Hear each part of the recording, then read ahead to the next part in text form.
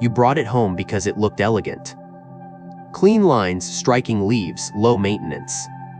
Maybe it was a snake plant, tall, confident, always standing straight no matter where you placed it. You might have heard it was good for air or great for beginners, so you tucked it into a bedroom corner, by the nightstand, or near your entryway. And then things just started to feel stuck, not dramatically, nothing obvious, just heavier. A sense that money was coming in, but slipping out just as fast. You felt more tired, maybe, restless at night, or your home, though beautiful, began to feel strangely closed, like it stopped breathing with you. Most of us don't think twice about where we place a plant. If it fits and looks nice, that's enough. But in Feng Shui, and in the subtle language of energy placement, isn't about decoration. It's about direction, about flow, about what that corner of your home is now telling the rest of your life. Because some plants, when placed in the wrong spot, don't just sit quietly. They block, they absorb. They reflect back the kind of energy that makes a space feel tense instead of open, stagnant instead of vibrant. And you won't know it's happening until something in your day-to-day starts feeling off. Today, we're not just talking about houseplants. We're talking about the quiet shifts in your home that could be affecting your sleep, your finances, your peace of mind. We'll look at which plants may be working against you and how a few small moves can open space for calm, clarity, and abundance to return. Let's begin where most of us never think to look, the corner where that beautiful plant hasn't moved in months. Part 1. The dead corners where energy can't breathe. We all have one. A quiet corner of the house that doesn't get much attention. Maybe it's behind the couch, near the laundry room, under the staircase, or just that narrow space by the back door. It's where things go when we're not sure where else to put them: a potted plant, a decorative basket, a forgotten chair. We tell ourselves it's just a corner, and life goes on. But in the language of energy, nothing is just a corner. In Feng Shui, those spaces are called dead corners. They look harmless. Some even look tidy. But they hold no movement, no breath, no warmth, no circulation. And when you place a living thing, like a plant, in a place that doesn't breathe, it slowly stops breathing too. Not physically, but energetically. It survives, maybe even looks healthy on the surface. But beneath the surface, it's caught in stillness. And that stillness ripples out into the rest of your home. If you've ever walked into a room and felt unsettled for no clear reason, as if something beautiful was quietly weighing you down, there's a good chance you've just stepped into one of those spaces. It's not dramatic. It's not haunted. It's just blocked, and blocked energy doesn't stay contained. It starts to shape your mood, your sleep, your momentum, your ability to think clearly, to breathe deeply, to feel open to what's next. Plants are natural energy anchors. They don't just decorate, they absorb, reflect, and respond to the energy around them. When you place a snake plant in a dim corner near the bed, or a ZZ plant in a hallway with no light and no airflow, you've essentially placed something living into a holding cell. It doesn't grow. It doesn't stretch. It doesn't move. And in turn, it begins to hold back the flow in your own life. What's more, you start to ignore that space altogether. You walk past it every day. You don't look at the plant. You don't feel drawn to that side of the room. That corner becomes a kind of silence. And the longer it stays untouched, the more that silence expands emotionally, energetically, even financially. You might start to notice small things: a deal that doesn't close, an idea that never gets momentum, a sense of being busy but not moving forward. The connection may seem subtle until you shift it. That's the beauty of energy. It responds the moment you do. You don't need to gut the room or buy something new. You only need to ask, is this space breathing?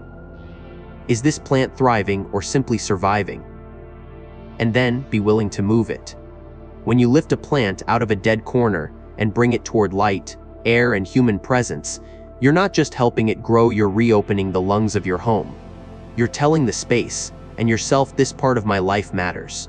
It's not forgotten, and when space feels seen, it starts to give back. In the next section, we'll explore exactly which plants, beautiful as they may be, could be working against your energy when placed wrong. Because not all stillness is peace. And not all greenery is growth. Some plants, in the wrong places, quietly drain the very abundance you're trying to invite in. Let's go deeper.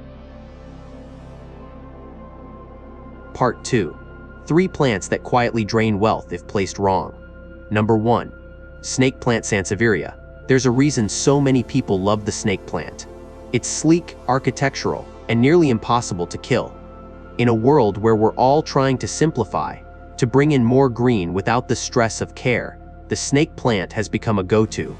It shows up in bedrooms, bathrooms, home offices, even windowless corners.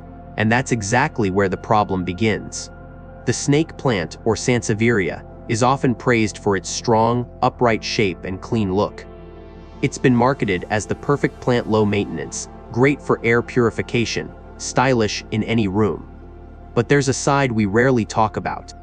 In Feng Shui, the snake plant is known as a strong protector. It holds sharp energy, almost like a sword. That's not just a metaphor. Its long, pointed leaves actually resemble blades. And in energetic terms, it behaves like one. It cuts. It defends. It holds. Now ask yourself this: what happens when you bring a sword into a place meant for softness? Many people place snake plants in the bedroom because they're small and easy. But the bedroom is where your energy should unwind. It's where you rest, repair, and reconnect. When you place a sharp energy plant in that space, especially close to where you sleep, you're introducing a kind of subtle tension that the body picks up on, even when the mind doesn't. It's like sleeping next to a silent guard, always upright, always watching. You may not feel afraid, but you also may never feel fully at ease. You might notice it in restless sleep, in waking up still tired, in a heaviness that settles into the space without explanation. For some, it starts with physical symptoms: tension in the neck or shoulders, disrupted dreams, a sense of being on edge without a clear reason. For others, the impact is slower, deeper: money trickling out faster than it comes in, motivation dipping, clarity fading. These things don't announce themselves loudly, they creep in. And when the energy of the space is sharp, so is the edge life seems to be walking on. What's even more deceptive is that the snake plant doesn't look bad. It looks strong, alive, orderly. That's what makes it hard to question. You see the plant, you think that's not the problem. But in Feng Shui, energy doesn't care about appearances. It cares about flow. And flow can't coexist with tension. Not for long. There are, of course, places where the snake plant thrives energetically. Near an entryway, it can act as a protector, standing tall, guarding the threshold, keeping unwanted energy from coming in. In an office or workspace, it can help with focus and boundaries, especially if you need to draw a clear energetic line between work and rest. But even then, placement matters. Is it near your desk or towering over you? Does it have room to breathe? Or is it jammed into a corner it can't stretch from? Every choice you make with this plant either activates its power or lets it stagnate into stillness that begins to weigh down your home. The truth is, most people don't intend to block their own flow. They just want something green, something stylish, something easy. But healing your space isn't about convenience. It's about consciousness, awareness, and knowing that even the most beautiful thing in your home might be holding a vibration that no longer serves where you are or where you want to go. So, if you have a snake plant right now, ask yourself, where is it? What room is it in? How do you feel when you sit near it? Would your body relax more if it was moved? Would your energy shift if that sharpness was softened? Sometimes, healing a space is as simple as moving a plant 2 feet to the left, away from the bed, out of the corner, into a place where its strength becomes an ally, not a quiet weight. And that's the point. The goal isn't to throw it out. The goal is to let it do what it's meant to do: protect, not pressure; flow, not freeze; support, not steal. In the next section, we'll meet another beloved plant, one that draws you in with its wild beauty, but if placed wrong, can leave your home's energy scattered and unfocused. Let's talk about Monstera and the quiet chaos of oversized leaves in the wrong place. Number 2. Monstera. It's bold. It's dramatic. And in the world of houseplants, Monstera is a star. With its huge, fenestrated leaves and tropical silhouette, it's the kind of plant that makes a statement the kind people post on Instagram. Position in the background of Zoom calls, or used to anchor a stylish corner. But what happens when the plant that draws the eye starts to scatter your energy? Monstera deliciosa, also known as the Swiss cheese plant, is stunning. Its leaves look like living sculpture, wild, imperfect, full of character. But in Feng Shui, not all beauty translates to balance, especially when beauty takes up more space than it gives. Monsteras, by their very nature, expand. They reach outward, unfold wide, and often spill beyond the boundaries of their pots. When placed without intention, they don't just occupy physical space, they begin to dominate it. This matters more than most people realize. Energy, like air, needs space to move. It flows along paths, through doors, between furniture, around corners. When you introduce a plant with oversized leaves into those natural pathways, you begin to disrupt the current. You might not feel it right away, but over time, it shows up in how you live. You get distracted more easily. Projects start but don't finish. You feel pulled in multiple directions, yet grounded in none. The monstera's energy is expansive, but without boundaries, it becomes chaotic. Placed near an entryway, its large leaves can push energy back out. Placed in the center of a living room, it can scatter the heart of the home. Placed near where you work or sleep, it can create a sense of visual overwhelm, not because it's loud, but because it never quite settles. The plant is always reaching, stretching, unfurling. And in doing so, it invites your energy to do the same, but without focus or purpose. What's tricky is that monstera rarely looks wrong. Its popularity in modern design makes it feel like a natural fit, especially in large open spaces. But when it's placed too close to pathways, windows, or doors, it doesn't just block movement. It redirects it. It sends flow sideways, backward, or nowhere at all. That redirection can lead to indecision, fatigue, or a sense that things in life feel busier than they should. You may start feeling like you're constantly doing but never arriving. And still, the plant looks perfect. That's the tension. It's beautiful, but something feels just slightly off. You keep adjusting furniture, rearranging objects, lighting candles to soften the space. But until the source of the imbalance moves, the discomfort lingers.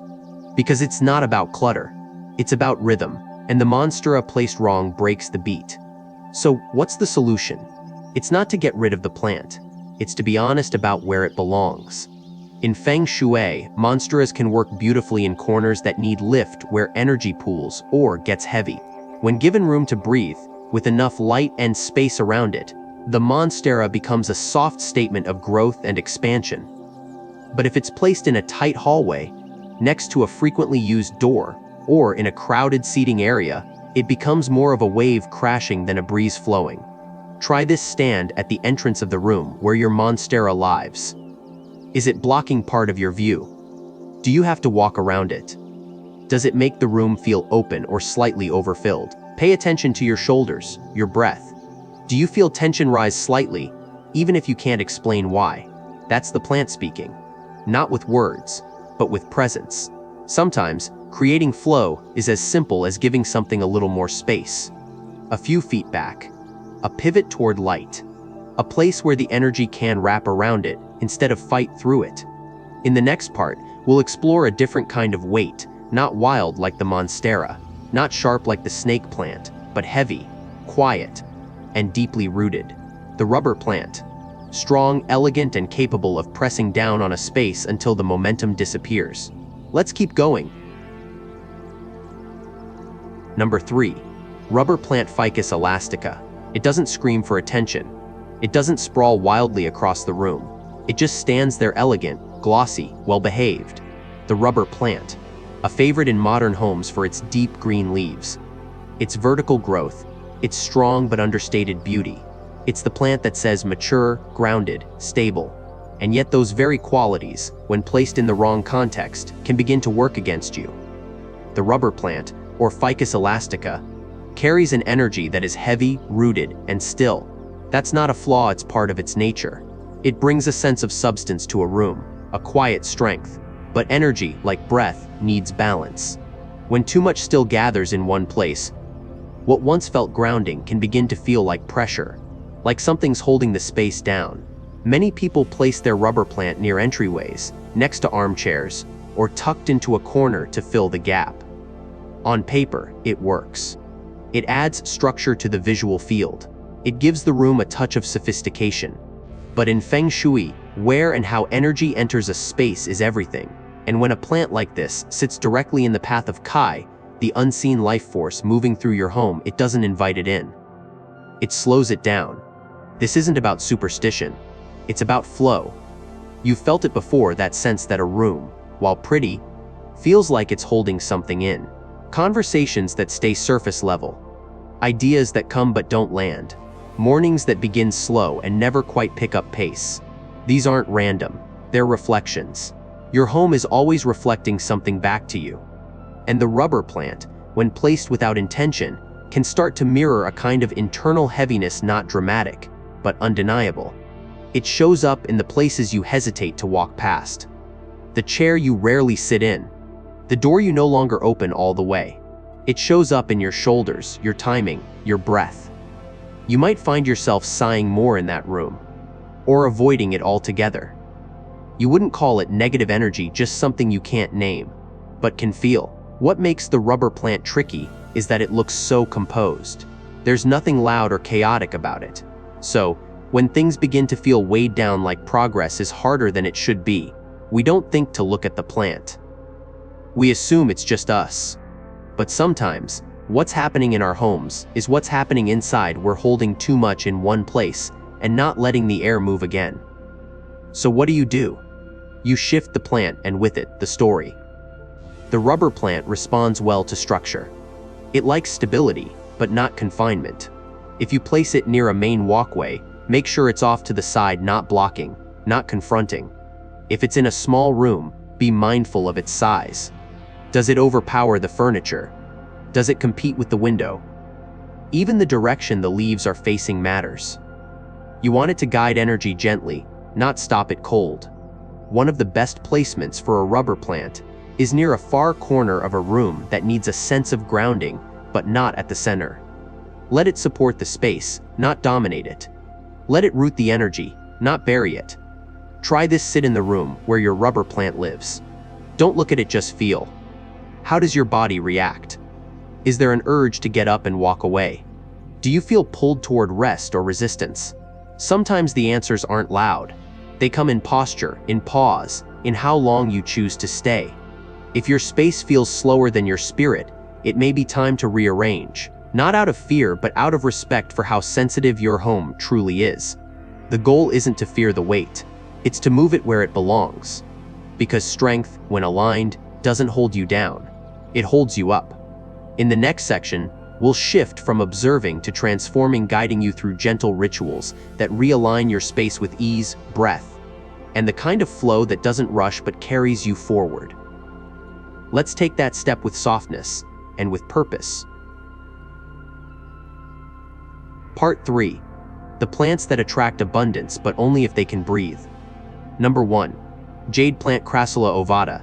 You've probably seen it sitting quietly on someone's desk. Short, round leaves, thick stems, often nestled in a tiny ceramic pot.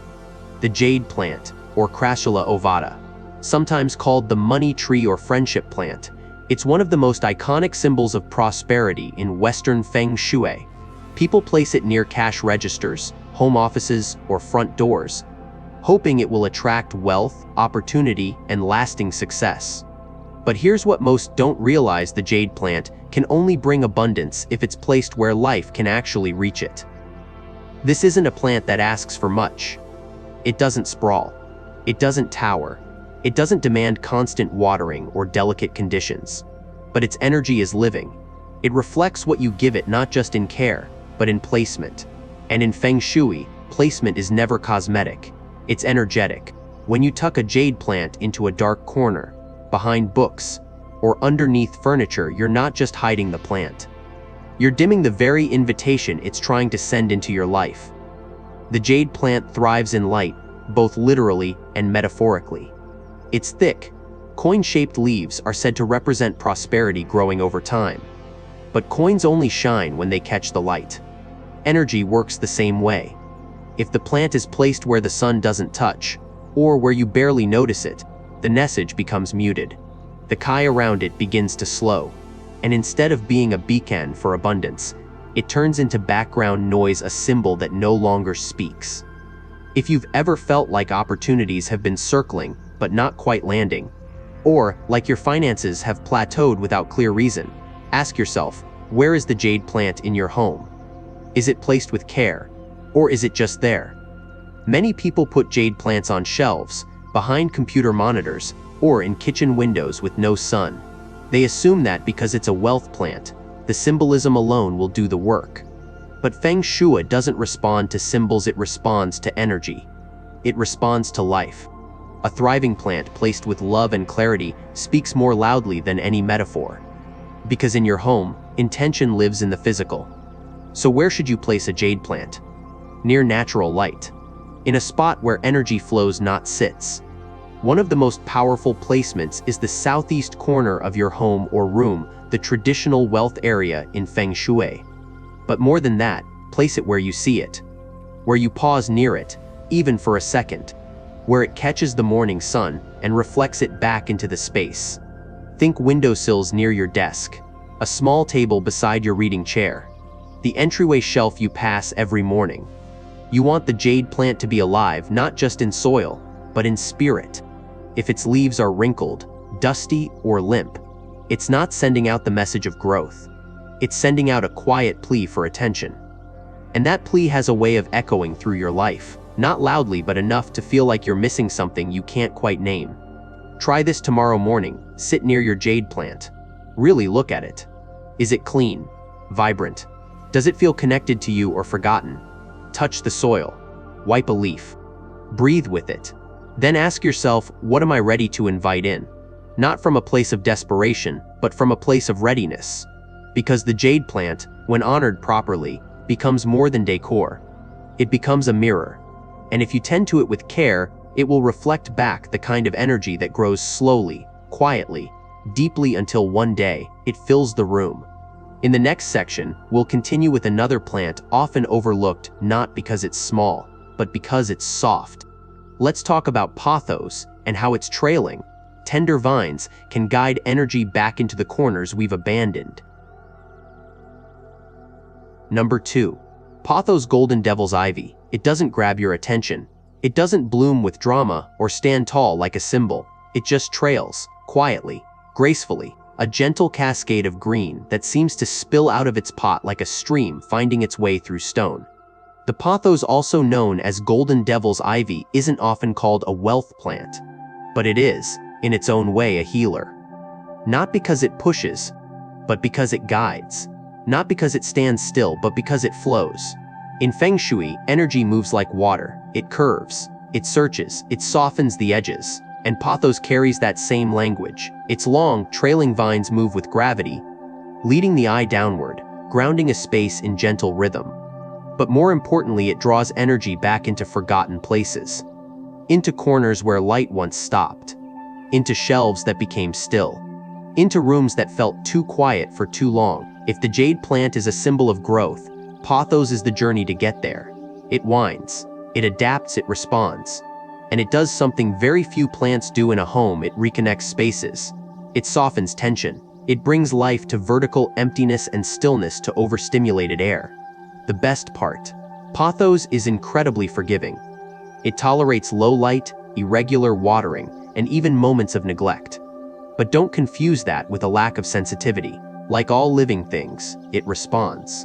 And when you place a pothos with care, letting it trail from a shelf, or climb gently down from a tall cabinet, something in the room exhales. It's subtle, but it's real. You might not see it at first, but you'll feel it. The corner feels lighter. The air feels softer. People stay longer in that room. Conversations feel easier. Ideas flow. And you start to notice your own energy responding, slowing down just enough to feel clear again. One of the most powerful ways to use pothos in Feng Shui is to place it in spaces where energy has been lost. Hallways that feel cold. Bathrooms that feel cut off. Shelves that have become decorative but lifeless. Anywhere chi feels like it's evaporating, that's where pothos belongs. Its movement tells energy you can come here. There is space for you. Even more beautiful, you can guide its growth.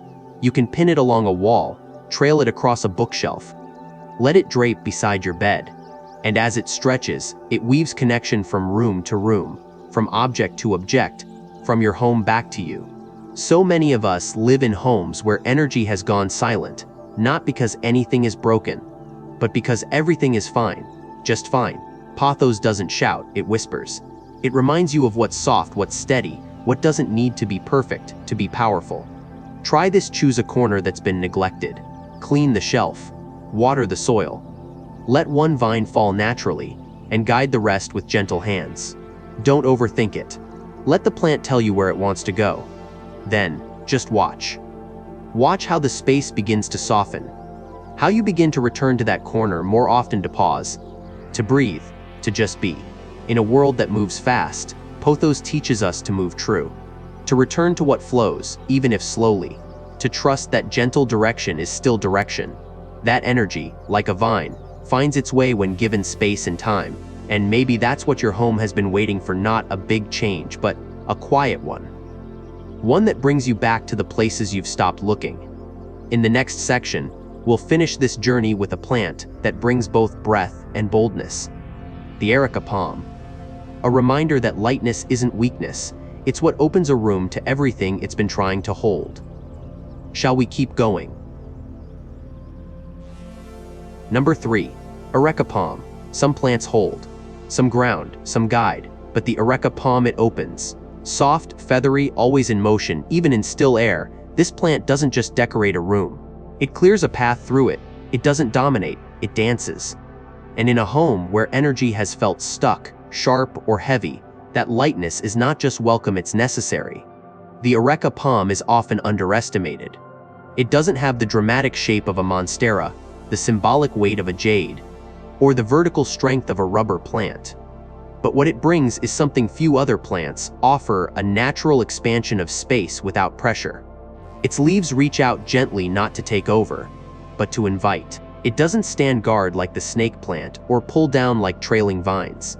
It waves. It breathes. It moves with the energy, not against it. In Feng Shui, the Areca palm is one of the most effective plants for creating air, not just oxygen, but emotional breathability. It's particularly powerful in living rooms, near large windows, or in corners where conversation and connection need support. Its movement is subtle but rhythmic, like a metronome for balance. When placed well, it becomes the energy version of opening a window on a warm day. The moment you walk past it, you feel like you can exhale again. But like every plant with power, placement matters. When squeezed into a corner too tight, or hidden behind furniture, the Areca palm can't perform what it's meant to do. Its energy needs room, not just to grow, but to move. When placed near walkways, open areas, or light sources, it extends that energy outward, softening edges, encouraging flow, brightening the emotional tone of the space. It's especially helpful in rooms that tend to gather tension, places where people argue, overwork, or stop speaking altogether. The palm doesn't erase the energy, but it buffers it. It filters it. It says, you can feel what you feel here, but you don't have to get stuck in it. If your home has felt compressed, not physically, but emotionally, the Areca palm might be the release point. Its presence reminds you that space doesn't have to be filled to be full, that you're allowed to leave room for what's coming, that your home isn't just a container for tasks, but a vessel for peace. Try placing an Areca palm in the corner of your living room, angled just slightly toward the center of the room. Give it enough space for its fronds to sway even slightly. Let it catch natural light. Watch how the space shifts, how your breathing changes when you enter, how it quietly brings the mood down from overwhelm and up from silence. If jade speaks of growth, and Pothos speaks of return, Areca palm speaks of readiness, of welcome, of letting the past move on and letting the present move in. It doesn't rush. It doesn't push. It simply creates space, and space, in Feng Shui, is everything. Because in the end, abundance isn't about having more. It's about having room for what truly supports you. Breathe, connection, energy that moves like you move, lives like you live, and softens what's been held too tightly for too long. In the final section, we'll bring all of this together not with theory, but with practice. A simple ritual to gently realign the energy in your home using the plants already with you. Because sometimes, you don't need to buy anything new to shift everything that matters. You just need to move one thing with care. Shall we step into that moment together? Part 4. A small ritual. Move your plant. Invite wealth back in. You don't need to start over. You don't need to throw anything away. The energy in your home doesn't want a dramatic transformation. It's not asking for perfection, it's asking to move just a little. And sometimes, the most powerful shift begins with something as simple as a plant. If you've listened this far, your home has already started to speak to you. You've likely thought of one corner, one room, one plant. Maybe it's been sitting in the same spot for months or years. Maybe you've watered it, dusted it, taken care of it, but you haven't seen it. You haven't asked it what it's holding, or what it needs to release. This ritual isn't about rearranging for aesthetics. It's not about making your space look right. It's about making it feel true. Because your home is not just where you live, it's where your energy lingers. And if your plants, these living, breathing companions, are trapped in places that feel forgotten, then part of you is likely feeling the same. So here's the invitation. Not a checklist, not a rule, a ritual. Choose one plant. It can be your jade, your monstera, your rubber plant. It can be the one you've walked past 1,000 times without noticing. Sit with it even for a minute. Don't rush. Don't plan. Just notice. How does it look? How does it feel? Is it thriving or just existing? Now slowly look around the room. Breathe. Where is the light? Where is the space that feels open but underused? Where do you pause, but haven't allowed anything else to live? Gently pick up the plant. Feel its weight. Let that moment be the shift. Walk it not with urgency, but with care to a new place. One step is enough. You're not just moving a pot. You're moving energy. You're releasing old air and inviting something else to arrive. Set the plant down in its new spot. Straighten it. Wipe a leaf. Say thank you. And then let it be. That's it. That's the ritual. Because the moment you change how something lives in your home, you begin to change how you live inside your own energy. You begin to remind yourself gently, lovingly, that nothing is stuck forever. That even the most still corner can start to breathe again. That prosperity doesn't always arrive with noise. Sometimes, it tiptoes in through a space you just remembered how to love. So let the movement be small, but let it be sacred. Your home is listening now, and something inside it and inside you is already shifting. Final. You've just taken a journey that wasn't really about plants, not fully. It was about the quiet spaces you've stopped noticing. The corners of your home, the corners of your own energy, and how the way we place something living reveals how we've been living too. We spoke about the snake plant, strong, sharp, protective, but overwhelming if placed where softness should live. About the monstera, wild, expansive, beautiful but disorienting if it fills more space than it shares. About the rubber plant, steady and rooted yet silently heavy if it sits where breath should move. And we turn to the gentle ones, the jade, the pothos, the areca palm, each a different rhythm of growth, return and release. Each reminding us that energy isn't a concept, it's a conversation. Between what's seen and what's felt. You may be holding a cup of tea right now, or sitting quietly, thinking about that one corner you've always meant to change. And that's enough. Because change never begins with action. It begins with awareness. With the moment you finally see what's been still too long. So if your home has been feeling stuck, or heavy, or oddly silent, I hope this helped you listen more deeply. Not with judgment, but with softness. With care. Thank you for letting me into your space even for these few quiet minutes. It's not easy to pause. It's not easy to look again at the familiar. But that's where transformation lives, not in what's new, but in what we choose to see differently. I'm grateful you stayed. And I hope, wherever you are right now, there's a window open. Or a leaf moving. Or a sense that something small inside you just remembered how to breathe again.